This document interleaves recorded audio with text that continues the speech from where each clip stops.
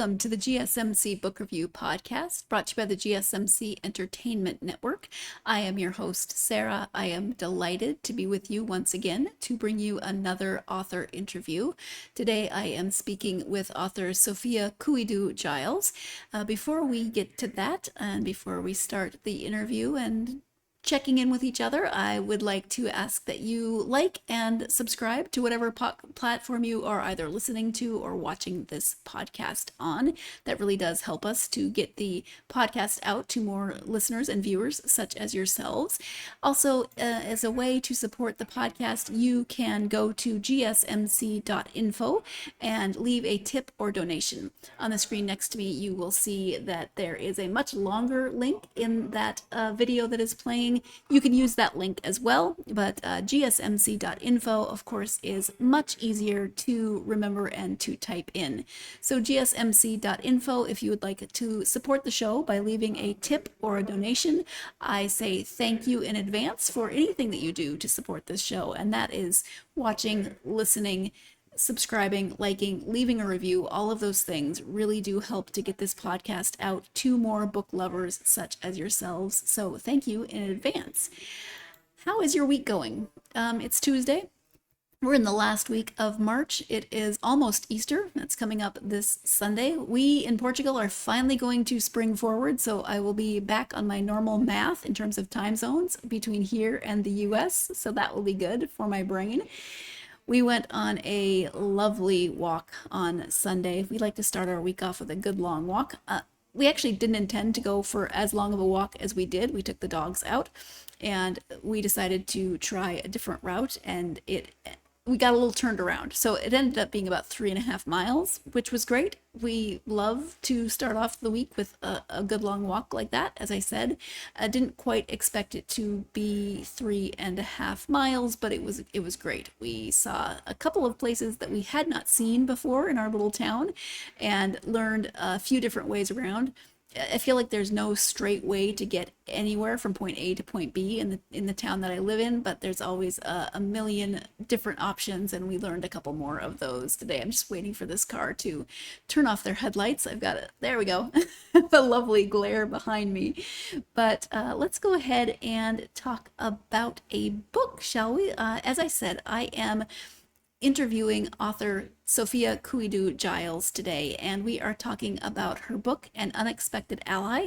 The subtitle is A Greek Tale of Love, Revenge, and Redemption. So let's go ahead and I will give you the description of this book. This is from Amazon. Powerful Circe, daughter of the sun god Helios, is sad to see Odysseus, king of Ithaca, depart from her island, Aeaea. But her heartbreak is eased after dolphins take her to Delos, where she explores a new relationship. Circe has a strained relationship with her mother, Perse, but when she finally listens to Perse's encouragement to seek out the amphibian god Glaucus, she's glad she heeded her advice. Together, the two embark on underwater adventures, and Circe shares with Glaucus her knowledge about the healing and harmful power of herbs. While in Delos, she also meets and befriends Scylla, a local beauty with whom Glaucus is enthralled, although the girl is indifferent. Circe eventually returns to Aeaea, but one day she learns, upon consulting her scrying mirror, that there is trouble in Delos that requires her immediate action. In the turbulent world of gods mingling with mortals, our heroine shifts shapes, flies, and uses her superpowers to reverse the course of evil. In a tangle of love, hate, vengeance, and the final righting of wrongs, a cast of irresistible characters weaves an adventure laced with beauty and terror in An Unexpected Ally, a newly woven set of tales that brings to life ancient Greek myths and revives issues similar to contemporary readers. So again, that is the description of An Unexpected Ally, a Greek tale of love, revenge, and redemption. The author is Sophia Kouidou-Giles, as pictured there along with the book. Let's go ahead now and turn to the interview. Actually, before we turn to the interview, I do want to say that I love that Sophia is going to talk about this, but she weaves together 3 different parts of Greek mythology to bring this tale together, and I really like that she brought me to some stories that I did not know in Greek mythology. So I was able to learn a little bit more and experience some characters that I maybe didn't experience. This is a novella, so it is a quick read. If you are at all interested in Greek mythology, this is a fairy tale. There is magical elements in it, of course, because there's always magical elements when you're dealing with stories of gods and goddesses in Greek mythology. It's like I said, it's a quick read and it's a lot of fun. So it's definitely something that you may want to check out. But let's go ahead now and turn to the interview with Sophia.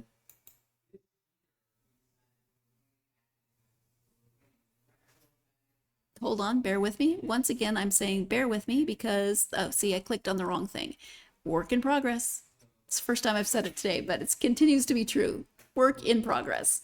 Hi, Sophia. Welcome to the podcast. Thank you. I'm excited to be here. I'm excited to have you here. Thank you so much. We're going to talk about your new novella. It's called An Unexpected Ally. But before we do that, would you just take a few minutes to share a little bit about yourself so my listeners can get to know you? Oh, sure. Yes. I am Greek in origin. So I was born in Thessaloniki, Greece, and, went to school there, elementary, all of that. Did not leave Greece until high school was over. So I've been in the States for college and for my career, family, and so forth. But I'm still a Greek, very Greek, as the title of my book doesn't quite reveal. It's about Circe, a Greek character. Yes. So that's a little bit of connection for me, bridging my origins to where I am. I like fairy tales. I read them to my grandkids. So what can I do? I get kept in that realm of my home. Good. So you came to the US for university? Yes, I And came to the West Coast from the get-go. I studied psychology and social work, so my background promotes observing and figuring things out, and I try to infuse my writing with that. yes. And So, how old were you when you started learning English? I did start in Greece. I started in elementary school, very Okay. simple. When I went to high school, though, I went to one of these international schools where we had a lot of American instructors, which was a wonderful start to make me feel at ease coming to this country because they Yes. talked about it, we spoke, practiced. So I had a leg up when I came. That's good. I mean, And because then living and working here, that was another way to get comfortable with the language and the absolutely. people. Yeah. But it's tricky because it's a completely different alphabet. So I mean, I took Greek in grad school a little bit, ancient Greek, and it's not Ooh, easy. I don't remember no, a lot of it, but um, so the it's not an easy language, so I'm lucky to be born to it. yes, yes, absolutely. Well, as we said, the novella is called An Unexpected Ally. You already mentioned that the main character is Circe. Can you just give an overview of the story? Well, it's Circe, and it starts right out of the way Homer presents her. Homer has Circe living on an island, and it's a stop that a hero of the Trojan War makes on his way back home after the war is over. He stops and lives on her island for about a year. That's how Homer stages it. I pick up from where Odysseus is ready to go home. He is homesick. He's not going to stay there. He has his crew to take home. That's where the book starts. So she knows she will be abandoned in a way. The story links three myths. The story of Circe, much expanded, there's a lot of fantasy and so forth. The story that comes next is Glafkos. Glafkos is another myth that is presented in Ovid. Ovid records that Glafkos was a fisherman on a Greek island, and he was conflicted about fishing because he would watch the fish die. That was not a good experience, so he wanted to find a way to bring them back to life, which he did. He found herbs that he fed the fish, and they came back to life. And the next thing he did is he tasted them. All right, that made him also a different creature, an immortal that no longer had arms and legs. He turned to an amphibian creature. So that is the next myth that got married to Circe's story in this book. And the third myth is the one of Scylla and Charybdis. That one is a story that explains the difficulty sailors had in ancient days and today to cross the Strait of Messina. The Strait of Messina is between the main Italy and the island of Sicily. Mm-hmm. It still is there. It's very narrow, yes, and it's challenging. The waters are pretty crazy. So that myth of Scylla and Charybdis explains how difficult it was for sailors to cross it, because Scylla turns out to be a horrible monster that eats sailors. This is the sequence of the plot, weaving and finding, the way to an ending that, believe it or not, is positive. It is time for our first break of this episode. I said at the beginning that I knew a little bit about Circe.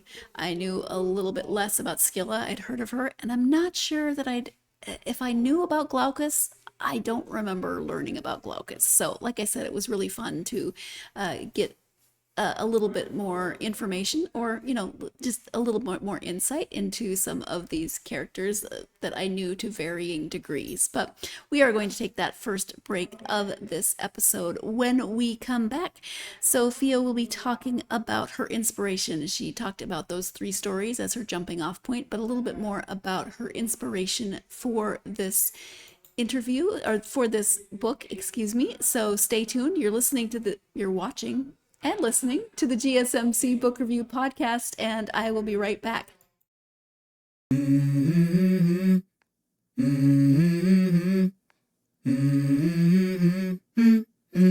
Let's go. I wake up to a little bit of drool on my pillow, feel like it's gonna be a bad day. Yeah, I'm tired of shit, and the coffee ain't hit yet, damn, ain't that great. I don't wanna go to work, cause my boss is a jerk, and I'm not even that paid.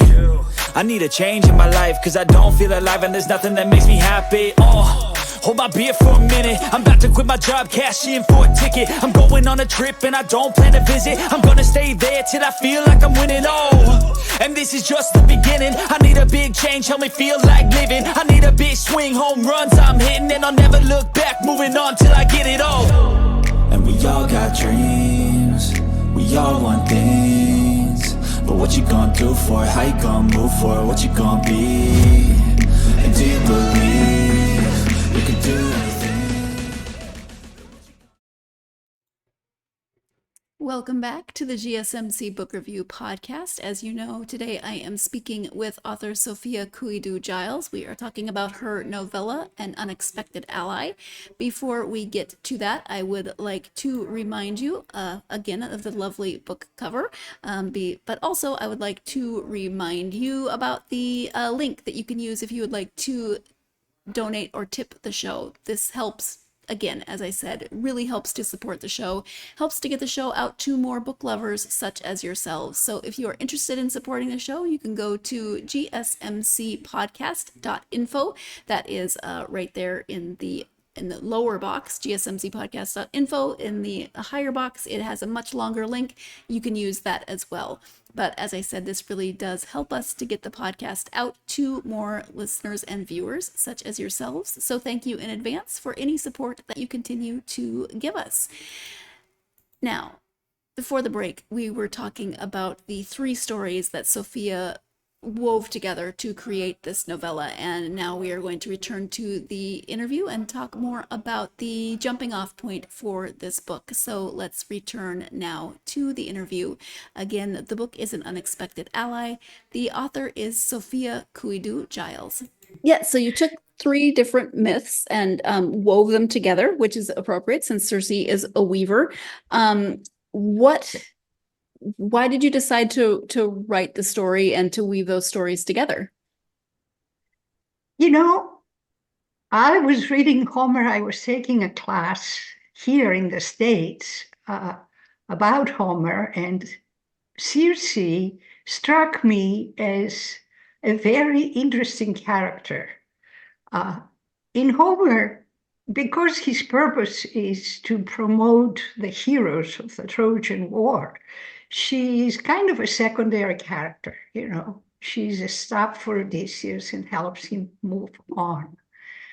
I wanted to fill out this character, give her her own decision-making and agency. And I wanted to pose some challenges and how she might resolve them. So when I started writing, I didn't know what the next myth was.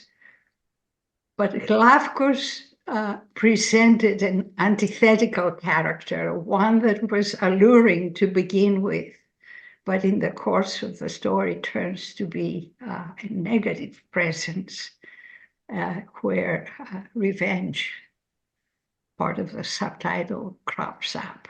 Mm-hmm. So I wanted essentially to deal with how women, contemporary women, fit in a patriarchal world, what challenges they meet, how they resolve them, and give them the power to resolve and move on. And we really do see that with Scylla's character, because she is young and she's beautiful, and Glaucus is in love with her, or thinks he's in love with her, and he decides to just take the choice away from her. And, you know, we don't want to give a lot away, but Circe is trying to find a way to right that wrong. That's right. Yes. That's right. Yeah. How was it writing Circe, who is, you know, she's a character in Greek mythology. There's certain things that have been written about her already. How was it for you to then take what's known or written about her and make her a little bit of your own and to flesh out that character more? I had to give her more features, if you will, more strengths and more faults, in order to make her more relatable to the psychology of women, if you will.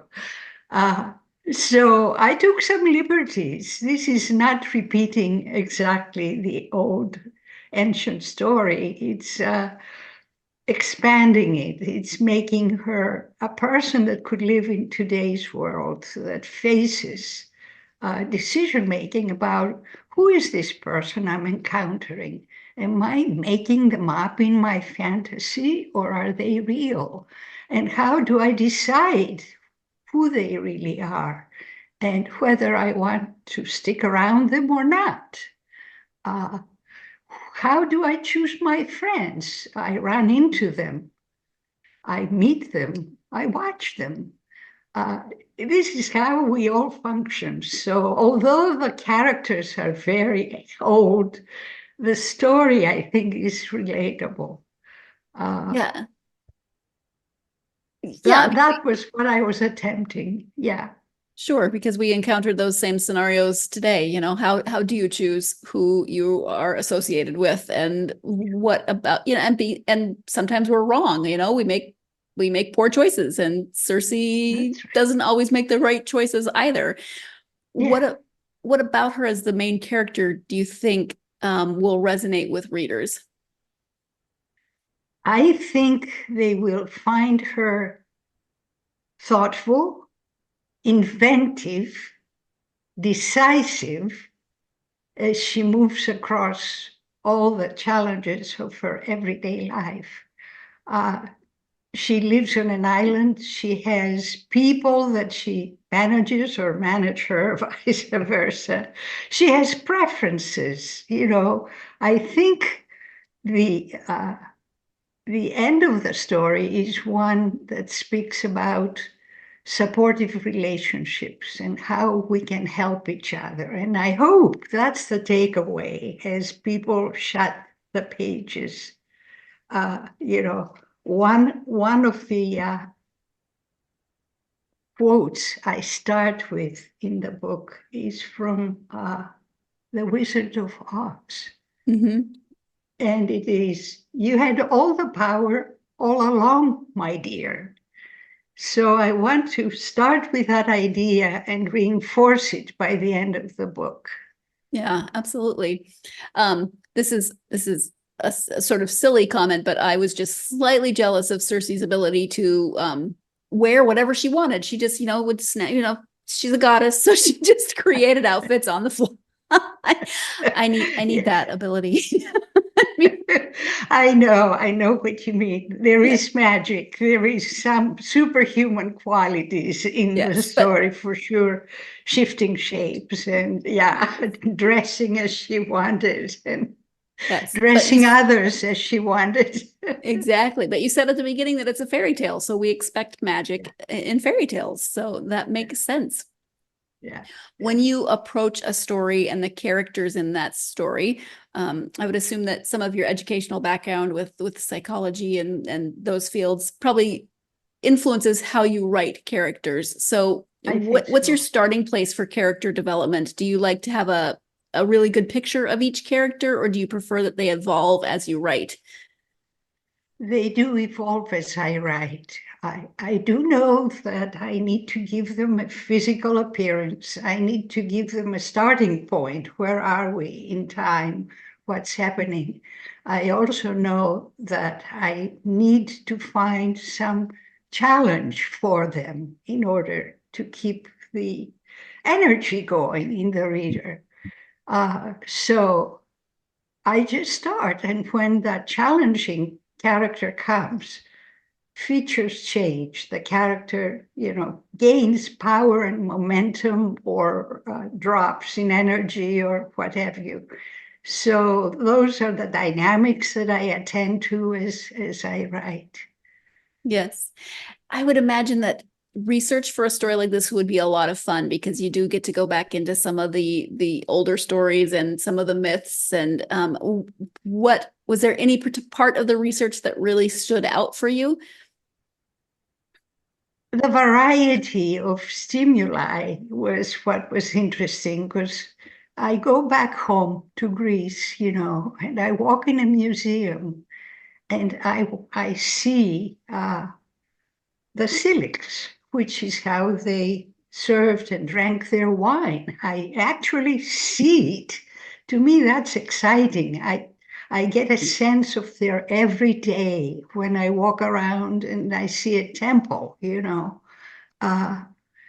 So it's those live things that I find the most exciting. I'll tell you, I had written this book. It was ready to go to the publisher, and I went to a Greek museum, and I saw a picture of how they wove cloth. I had it wrong in my book. I had to run straight back and correct it because my image of a loom is the way we know it today. No, not how they did it. Oh, It interesting. almost looks like a harp, with strings hanging down and weighted with rocks on the bottom. and they shoot across. So it was exciting to me to find how it really was in the old days. Yeah, I bet. I've always been fascinated by weaving because of the foresight that you have to know what you want your finished product to look like, and then to set it up appropriately so that when you start weaving, it's going to give you the image that you were picturing. I don't think my brain works like that. Yeah, it's beyond me too. It's amazing though. It really is.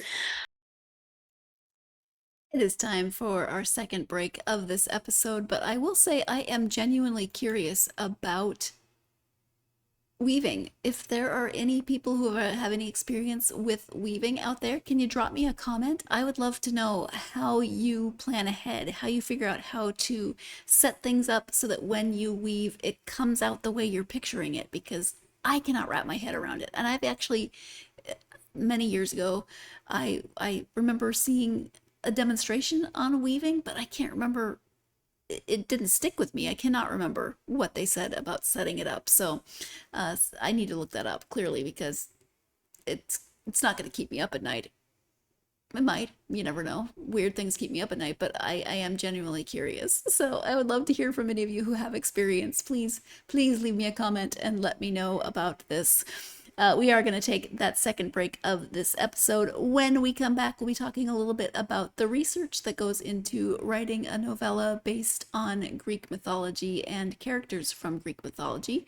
So stay tuned. You are watching and listening to the GSMC Book Review Podcast, and I will be right back.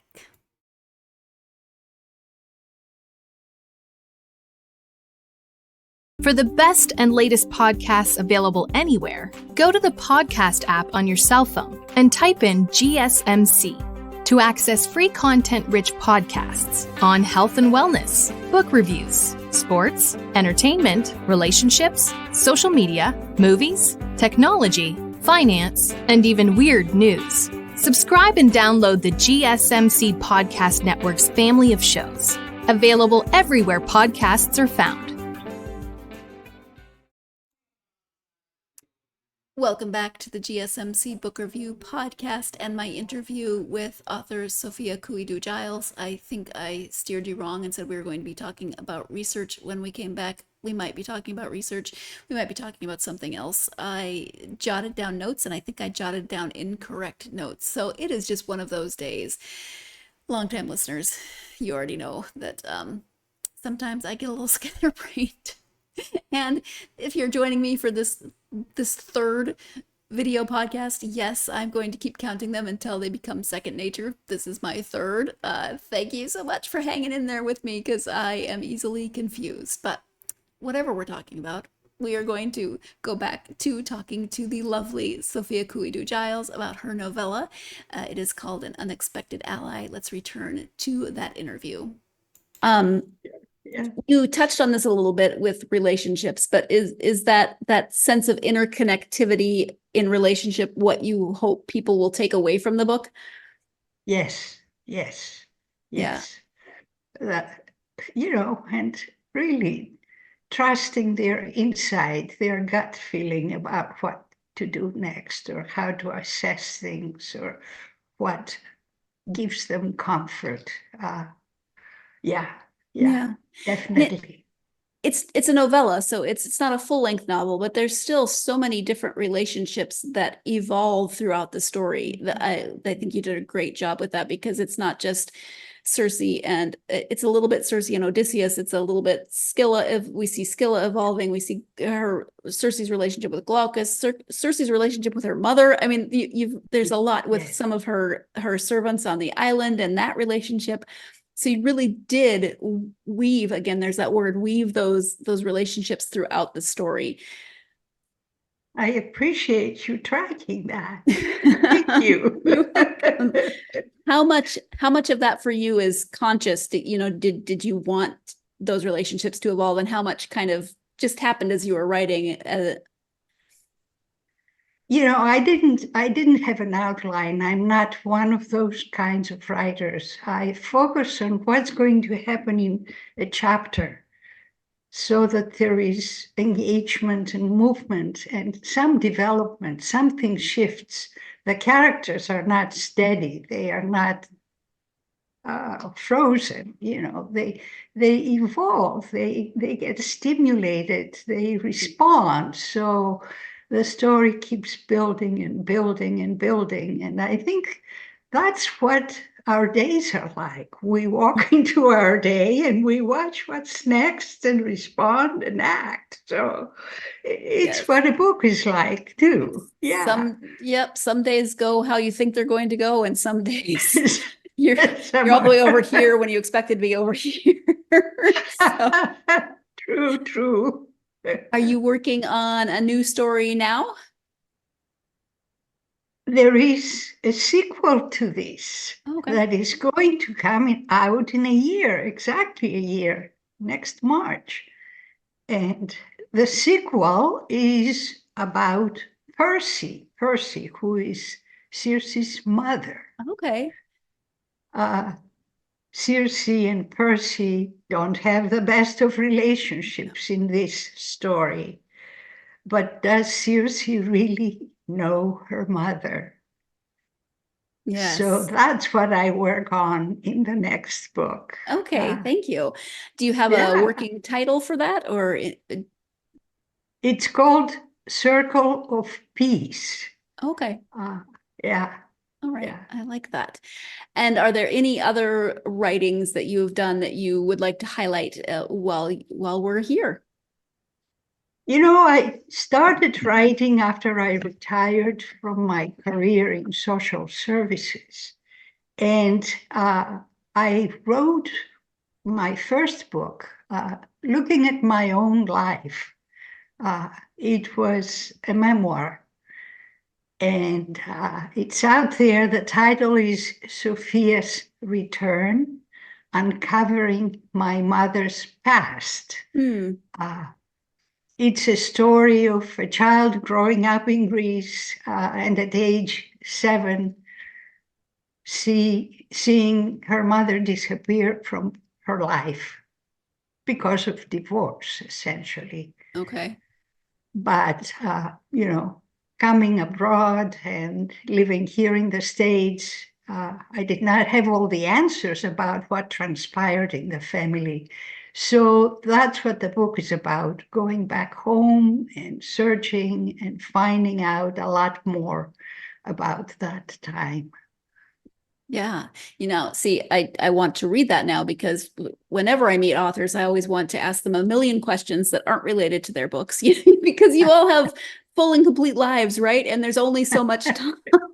Yes. And so when you were introducing yourself, I wanted to ask so many questions about growing up in Greece and moving to the Seattle area. I mean, just there's not enough time, but I will look into your memoir. Thank you for sharing that.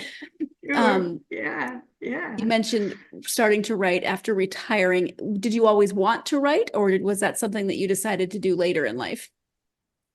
I always wanted to do some writing, this kind of writing, because my work involved a lot of writing, a lot of, case studies and research and policy and what have you.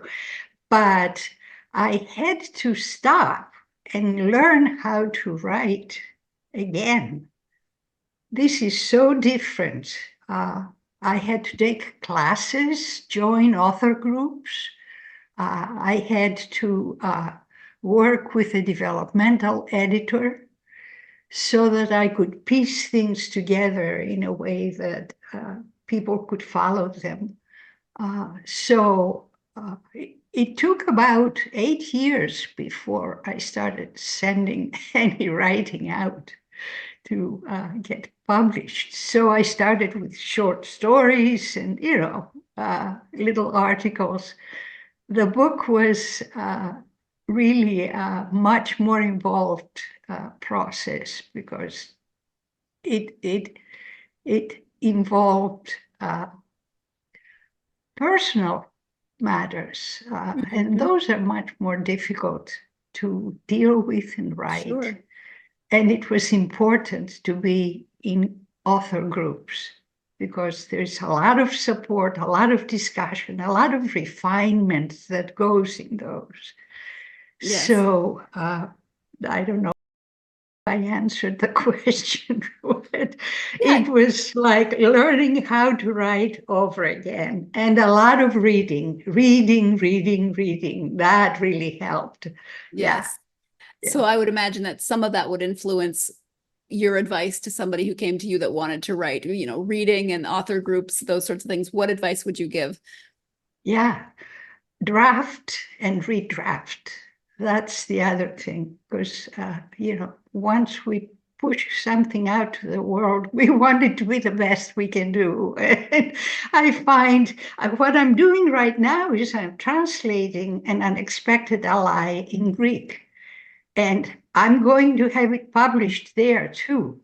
So it's wrestling with a language, what is the word that really does the job? What is the image that relays the emotion and so forth? So just going over it over and over again with maybe different targets is very important. So you have a good manuscript. If people want to publish their manuscripts, not everybody does. They have to decide where to go, what kind of approach: traditional publishing, hybrid publishing, and that is another piece of research. I think going to the library, asking, finding other writers, finding the fit for the kind of material we have is important. And then some people will seek an agent. That's another whole process. Again, it's a match. The agent has to appreciate what you write. That's where they get their motivation to push it on. So I think persistence is another element, because as writers, we get a lot of no, thank you, doesn't fit, doesn't work, doesn't this, doesn't that. It's always a fit, and we are shooting in the dark a lot of the time until we find the responsive people. So some ideas about new writers: stick with the group, stay with it, be persistent. It does happen in the end. Yeah. I would imagine having a group who understands that need to be persistent would also be helpful, because it has to be frustrating. The no's have to wear on you after a while. That's true. That's true. Yeah. As we go into our final break of this episode, whenever I talk to authors and they talk about being persistent, developing a thick skin, I know how many no's there are in this. And it's one of the things that I think, oof, could I do this if I decided that, yes, I was going to write? I don't know if I could take the rejection. So authors, you're amazing. The way that you keep pushing through, you keep writing, you keep doing what you love and bringing us books that you then finally get that yes for. You find the right fit, as Sophia was saying. So we are going to take our last break of this episode. When we come back, we will be talking about what Sophia likes to read when she takes time to read for herself. Stay tuned. You're listening and watching the GSMC Book Review Podcast, and I will be right back.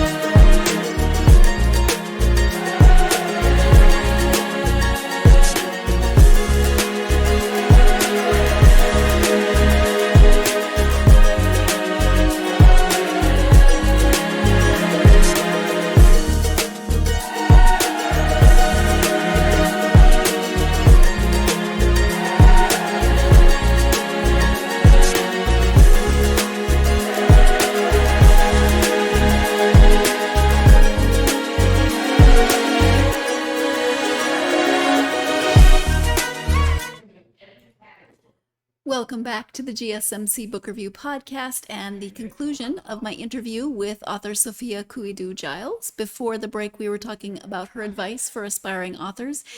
Be persistent. For me, that means have a thick skin and just keep pushing forward.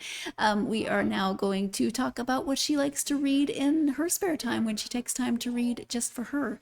So let's go ahead and return now to that interview. When you take the time to read, what just for you, what are some of your favorite authors and some of your favorite genres? I read a lot of this magical stuff, fantasy magical stuff. So I like, let's see, Hayes. I can't think of her first name right now. Madeline Miller and her Circe is a wonderful book. Natalie Hayes is another British author that does a number of books that use ancient Greek characters. Helen Barker is another one that dealt with the Trojan War. And there's more British authors that engage in that kind of genre. It's about time the Greeks get into it, you know. Right. I read a lot of Greek books too. We have wonderful literature. So I like Iordanidou. She writes about Greeks that came from Turkey and settled back in Greece.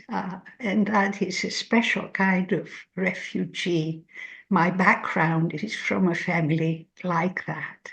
Okay. I identify with her writing. I like Kazantzakis. He's very exciting, very varied. He has so many different books. Ritsos, Seferis is a poet, so is Ritsos. When I go back home, I shop for books and bring them here to the States and stay in touch with the language. That's another one of my goals, is to stay fluent. Yes. Back to English literature.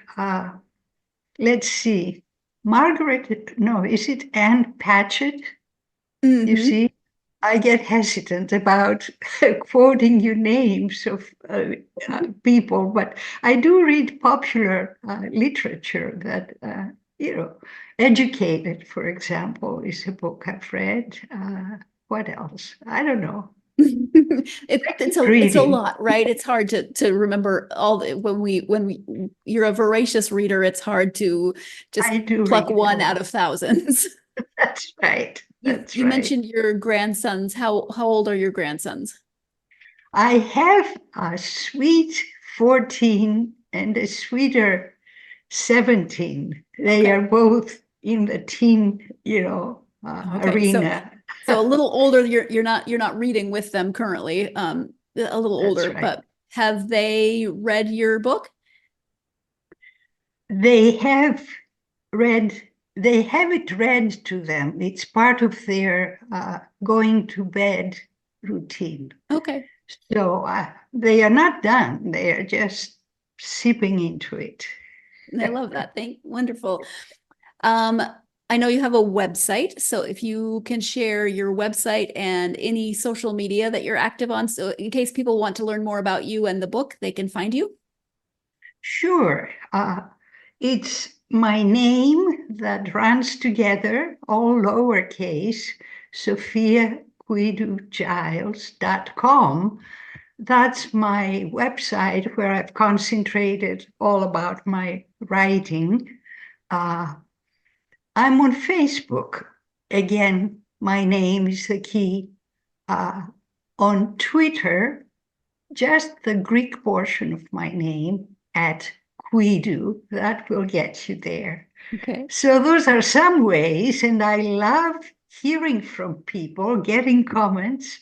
I always respond, so it's a good dialogue to have with readers and other writers. Yes, and you have a newsletter. I believe you have a contact form on your website as well, where people can leave comments, right? Absolutely, I do. Perfect. Yeah, yeah. Well, Sophia, we've talked about a few different things, but is there anything that we've not covered that you wanted to make sure you brought up or highlighted during our time together? Just to mention that an unexpected ally received the American Writing Award Fantasy Silver finalist recognition. So that was pleasing to see that come forth. Great, congratulations. Thank you. That's very Thank exciting. you. Good. I can tell you've read the book. I because did. your I questions enjoyed it. led- Yes, thank yeah. you. You know what? I like Greek mythology. I've liked Greek mythology since I was a child. We had to read some, I think, in about fifth grade. And then, yeah. and I enjoyed it then. And then I've read different, like the Percy Jackson books or different retellings. yeah. But I didn't know much about Circe. So this was fun to come for a different character that you don't always see. Yeah.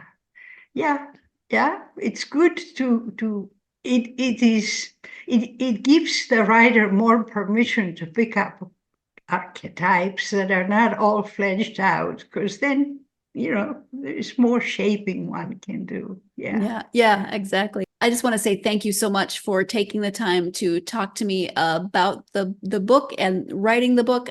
Thank you so much. Thank you. This was a good conversation. Thank you so much to Sophia again for joining me to talk about An Unexpected Ally and writing and everything. I loved talking to her. I so enjoyed meeting her and talking to her. She just seems like a delightful person, and I would love to have lots more conversations with her because I have so many questions about her life and her experiences. So thank you, Sophia, for joining me. If you, as a reader, are interested in Greek mythology, if you like stories that are fairy tale-esque, fairy tale adjacent, if you like stories that have some magic in them, because there are gods and goddesses in this case, that's where the magic comes from, then you definitely need to check out An Unexpected Ally by Sophia. I'm laughing because I can see my dogs in the window there. I think they need to go out, which I will be doing shortly, but they are wandering around. If you can hear them shaking their collar, I apologize. But I so enjoyed speaking to Sophia, and this book really does have so many different layers of relationships, and those relationships grow and evolve and change, and I appreciated the relationship with Circe and her mother and how that changed because it was different by the time it ended. We had a different experience. They had a different experience of each other. And again, we don't want to give too much away, but I just appreciated the different layers and the complexities of the relationship within this book. So if this is something that you are interested in, you should definitely check it out. When we come back next time for the next episode, I hope you will join me. I will be speaking to author, let me see if I can get that image right here. I will be speaking with author Katrina Kittle about her book, Mourning in This Broken World. This book takes place, starts in March of 2020. What were we doing in March of 2020? Well, that was the beginning of the pandemic. So this book takes place during COVID, and there's a lot going on in this book. So I'm really looking forward to talking to Katrina. Again, that book, as you see next to me, is Mourning in This Broken World. So please join me for that episode. When you take the time to read, just for you, what are some of your favorite authors and some of your favorite genres? Give me just a second. I read a lot of this magical stuff, fantasy magical stuff. Can't even hear so me because now. I like, let's see, Hayes. There. I apologize if you probably couldn't hear anything. Again, why do we keep saying, you're going to start making it into a drinking game. It's a work in progress. I'm trying. I am learning as I go, and I am trying, and I thank you so much for your patience.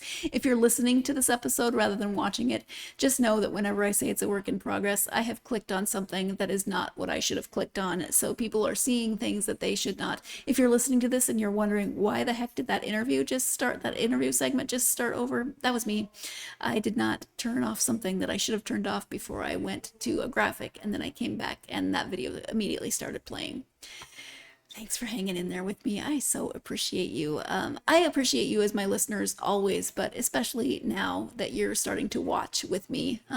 Thank you. And thank you for tuning in to the GSMC Book Review Podcast, presented by the GSMC Entertainment Network.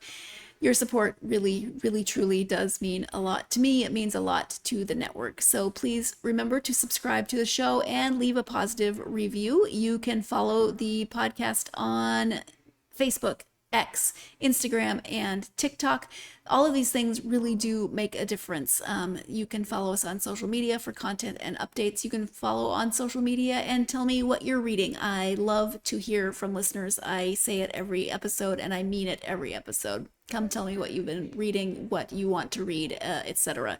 Thank you so much, and I hope that you have a wonderful day. I especially hope, as always, that your day, your week, whatever time frame we're going with, I just hope that you have plenty of time to get yourself lost in a good book. Thank you so much.